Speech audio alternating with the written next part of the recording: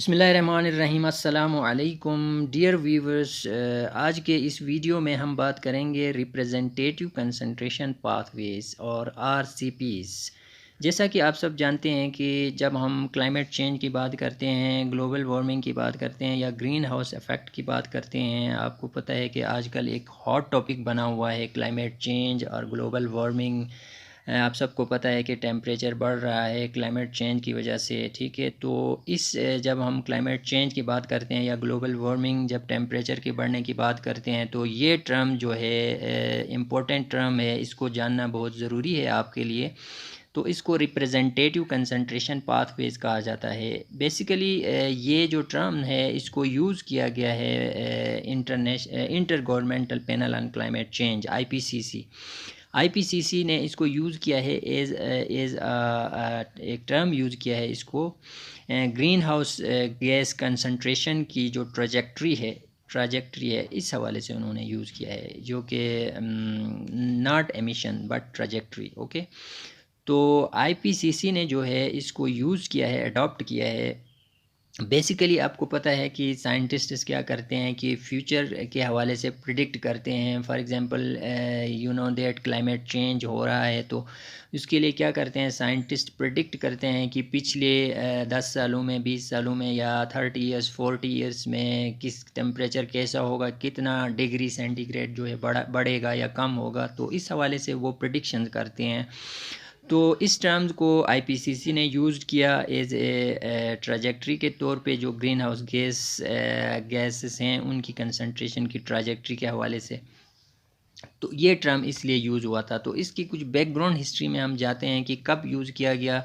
तो ये आरसीपीज़ को जो है आईपीसीसी ने अपनी 5th असेसमेंट रिपोर्ट में यूज़ किया था इसको 2014 में, ठीक है, as a basis for the report. ठीक, जबकि अगर प्रीवियस रिपोर्ट की हम बात करते हैं आईपीसीसी की, उसमें उन्होंने कोई और टर्म यूज़ की थी। उन्होंने यूज़ की थी special report on emission scenarios, SRES use किया था, जो कि स्टार्ट होती थी फ्राम सोशियो इकोनॉमिक सर्कमस्टांसिस से, ठीक है, जिसमें एमिशन ट्रैजेक्टरी और क्लाइमेट चेंज इम्पैक्ट्स को प्रोजेक्ट किया गया था जिसमें, ठीक है। जबकि जो आरसीपीज़ है ये फिक्स है द एमिशन ट्रैजेक्टरी के हवाले से and resultant radiative forcing rather than the socio economic circumstances. Okay, जो फर्स्ट टर्म थी वो सोशियो इकोनॉमिक के हवाले से थी, जबकि आरसीपी जो है वो है ट्रैजेक्टरी है, emission trajectory green house gas emission के हवाले से। तो साइंटिस्ट्स ने जो है यूज़ किया इस टर्म को, आरसीपीज़ को, to model climate change and build scenarios about the impacts. ठीक है, ये मॉडल को बनाने में, जैसे कि क्लाइमेट चेंज मॉडल होते हैं जिसमें साइंटिस्ट प्रिडिक्ट करते हैं कि फ्यूचर में किस किस्म का टेम्परेचर होगा, ठीक है, after 30 years 40 years 1 degree increase होगा, 2 डिग्री इंक्रीज़ होगा, 4 डिग्री इंक्रीज़ होगा, इस हवाले से वो प्रिडिक्शन करते हैं। तो ये आरसीपीज़ बेसिकली आईपीसीसी ने यूज़ किया था ये ग्रीन हाउस एमिशन गैसेस की जो ट्रैजेक्टरी है उस हवाले से।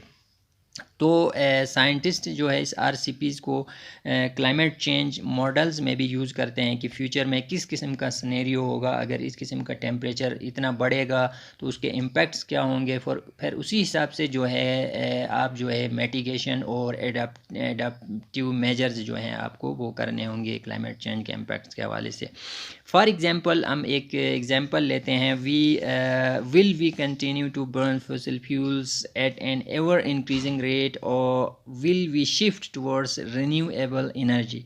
आरसीपीज़ में ये साइंटिस्ट प्रिडिक्ट कर रहे होंगे कि ये, फॉर एग्ज़ाम्पल, एक क्वेश्चन है कि स्टिल जो है फॉसिल फ्यूल्स को बर्न करना ये कंटिन्यू अगर आप रखेंगे तो, या जो है आप जो है रिन्यूएबल रिसोर्सेज की तरफ शिफ्ट होंगे, तो इससे आप प्रिडिक्ट करेंगे कि फ्यूचर में जो क्लाइमेट चेंज है या जो ग्लोबल वार्मिंग है या जो टेम्परेचर इंक्रीज़ होगा उस हवाले से प्रिडिक्शन करेंगे।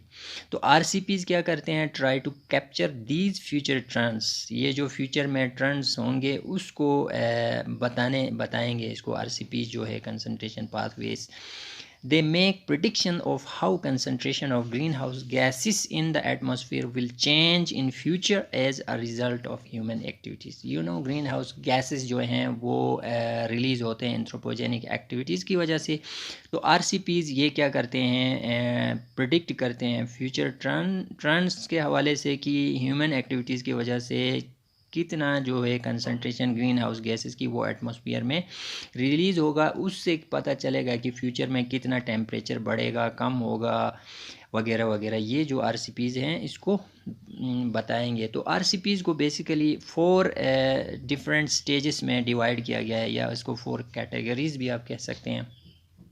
ठीक है, टेम्परेचर के हवाले से ये उसको डिवाइड किया गया है। RCP 2.6, 4.5, 6.0, 8.5। ठीक है, इनको डिवाइड किया गया है 4 कैटेगरीज़ में। फ़र्स्ट कैटेगरी को 2.6, इसको लो एमिशन पाथवे कहा जाता है। इसमें यानी कि टेम्परेचर कम इंक्रीज़ होगा, लो एमिशन पाथवे यानी कि ग्रीन हाउस गैसेस की एमिशन कम होगी, मीन्स कि रिन्यूएबल एनर्जी सोर्सेज को ज़्यादा जो है यूटिलाइज़ किया होगा। ठीक है, इसलिए टेम्परेचर कम उसमें इंक्रीज़ होगा। और RCP 4.5 इसको मीडियम एमिशन पाथवे कहा गया है कि इसमें as compared to low emission इसमें थोड़ा सा ज़्यादा एमिशंस इसमें रिलीज़ होंगे, और ऑफ कोर्स इसमें टेम्परेचर भी थोड़ा ज़्यादा इंक्रीज़ हुआ होगा।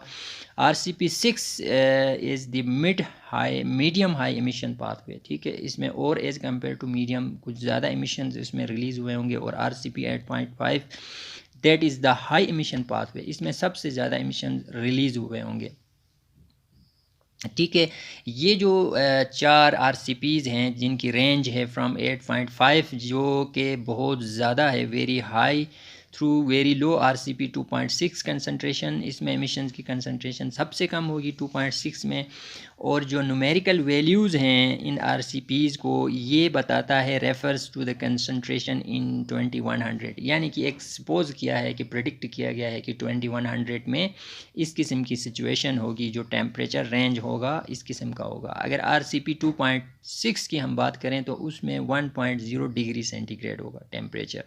ठीक है, फिर RCP 4.5 में 1.8 डिग्री इंक्रीज़ हुआ होगा, फिर RCP 6 में 2.2 डिग्री सेल्सियस, और फिर RCP 8.5 में 3.7 डिग्री सेंटीग्रेड ये जो है टेम्परेचर इंक्रीज़ हुआ होगा। तो अगर ये जो टाइप्स ऑफ RCPs हैं उसमें जो 8.5 है, जो 3.7 डिग्री का इंक्रीज़ होगा, उसमें क्या होगा, मच ग्रेटर टेम्परेचर इंक्रीज़, सबसे ज़्यादा टेम्परेचर वहाँ पे इंक्रीज़ होगा। कि इसका मतलब ये होगा कि फिर क्लाइमेट चेंज के इम्पैक्ट ज़्यादा होंगे, और ऑफ कोर्स जब इम्पैक्ट ज़्यादा होंगे तो उसके कॉस्ट्स भी ज़्यादा होंगे। मोर एडेप्टिव मेजर्स को जो है वो करने होंगे उसमें, और जो to adapt these changes will also cost more, ज़्यादा जो है उसमें ऑफ कोर्स उसमें कॉस्ट भी ज़्यादा होगा। और जो करंट एमिशंस हैं वो ट्रैकिंग करते हैं क्लोज टू RCP 8.5 यानी कि 2 डिग्री सेंटीग्रेड। अगर हम प्रेजेंट की बात करें तो ये जो ट्रैजेक्टरी 8.5 है, ये हाई एमिशन वाली है, ये इसमें फॉल करती है। इट मीन्स कि नाउ जो है more green house gases are emitting okay around the world, और 2 डिग्री मीन्स कि इसके डिवास्टेटिंग इम्पैक्ट्स होंगे। टेम्परेचर इतना इंक्रीज़ होगा तो मतलब सर्वाइव करना पॉसिबल नहीं होगा अर्थ में, जो है recognised as the thresh level which the climate change become dangerous. 2 degree इसको जो है एक थ्रेश होल्ड लेवल इसको रखा गया है। अगर इतना बढ़ेगा तो इसके जो है बहुत ही ख़तरनाक उसके नताइज होंगे, इम्पैक्ट्स डेंजरस होंगे। इसी तरह अगर हम RCP 2.6 की बात करें, अगर 1 डिग्री की बात करें तो ऑफ कोर्स उसमें लेस एडाप्टेशन की ज़रूरत होगी, इतने ज़्यादा इम्पैक्ट्स नहीं होंगे। लेकिन अगर 2 डिग्री सेंटीग्रेड टेम्परेचर बढ़ रहा है तो इट मींस इसके इम्पैक्ट्स जो है डिवास्टेटिंग होंगे। तो डियर व्यूअर्स, बेसिकली ये जो टर्म्स हैं RCP जो है ये बेसिकली उसमें यूज़ किया जाता है रेंज ऑफ टेम्परेचर। ठीक है, इसमें साइंटिस्ट्स जो है प्रेडिक्ट करते हैं कि फ्यूचर में जो टेम्परेचर पैटर्न होगा वो कैसे होगा।